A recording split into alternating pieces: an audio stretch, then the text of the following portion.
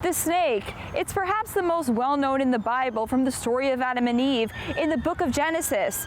We'll take a look at the story of the serpent throughout time. We start off in the Garden of Eden, where God tells Adam and Eve not to eat from the tree of life, or they'll die. Despite that, the snake in that story tells Eve she won't die if she eats the fruit, but she takes it anyway and gives some to Adam as well. So the snake told a lie, and the punishment for that is that he loses his legs. And the symbolism behind that story is that truth is something real, it's something that stands.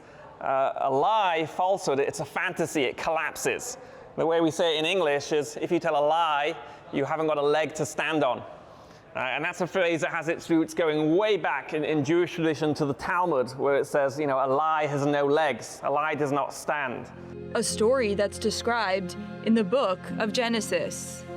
And the Lord God said unto the serpent, Because thou hast done this, thou art cursed above all cattle, and above every beast of the field. Upon thy belly shalt thou go, and dust shalt thou eat all the days of thy life.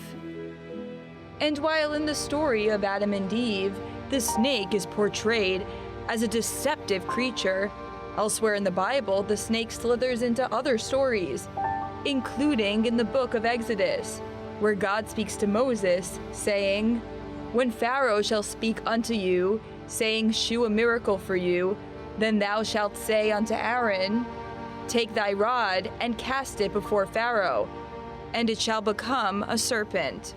And Moses and Aaron went in unto Pharaoh, and they did so as the Lord had commanded. And Aaron cast down his rod before Pharaoh and before his servants, and it became a serpent. And in ancient Egypt, snakes represented something else. What we're looking at is a snake made of gold found in Tel Mikne and is dated to about the 14th, 13th century BC, the late Bronze Age. This cobra, standing upright in Egyptian culture, is called Uraeus, and there are basically parts of the symbolism of the goddess Wedget, one of the ancient goddesses, Egyptian goddesses in charge of order, but also symbolizes monarchy and symbolizes Lower Egypt. So this snake for us is a symbol of authority, of power, of kingship. The snake, an animal which was feared throughout time, including today. Snakes. Why did it have to be snakes? And a creature that even Indiana Jones himself was afraid of. And from the myth of Medusa to the story of Moses, snakes have represented a mix of both good and evil. With Medusa's head, which was filled with serpents, capable of turning people into stone. And the potent power of the creatures illustrated in one passage in the Bible. We see Moses being told to create this serpent made of bronze as a healing device. So the serpents are both threatening but also symbolizing healing.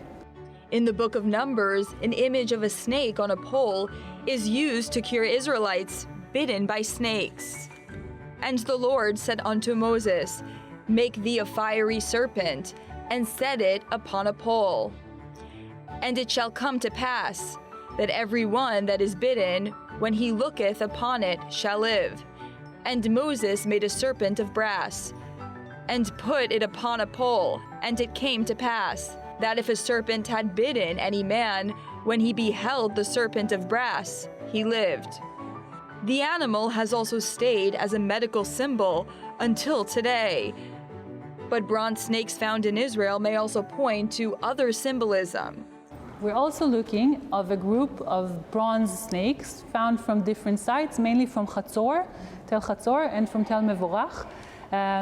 These snakes were found near sacred areas, near temples, or within a temple. Actually, one of them was found even in the Holy of Holies of a temple. And they are potentially symbols of a goddess, of an ancient goddess. We have representations like on the standard that is just shown just below them of a female, probably a female deity holding two snakes in her hands. She is the goddess of fertility. But there are layers to this creature. And one of the questions we set out to answer as we followed these animals was, what did serpents originally look like? And in order to do that, it's necessary to look at the snake in the Garden of Eden. Rabbi Dr. Natan Slifkin, the founder and director of the Biblical Museum of Natural History in Israel, says there are different perspectives as to whether an actual snake is referred to in that story, or if it's a metaphor for the symbolic idea of evil. If we're going to take it as referring to an actual snake, then what's interesting is that we do find remnants of legs on certain snakes. What we know for sure is that snakes evolved from lizards. Most lizards have legs, and many lizard lineages want to lose the legs, and many of them succeeded. In other words, many lizards want to be snakes, and some lizards succeeded in being snakes, snakes included.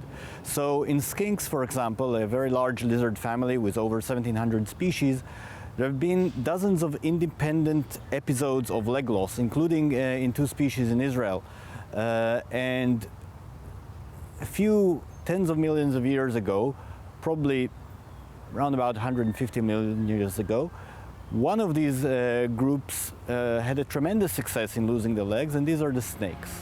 A mysterious animal which has shifted in shape, and one that continues to be feared until today, but also a creature that has continued to stay symbolic in societies around the world.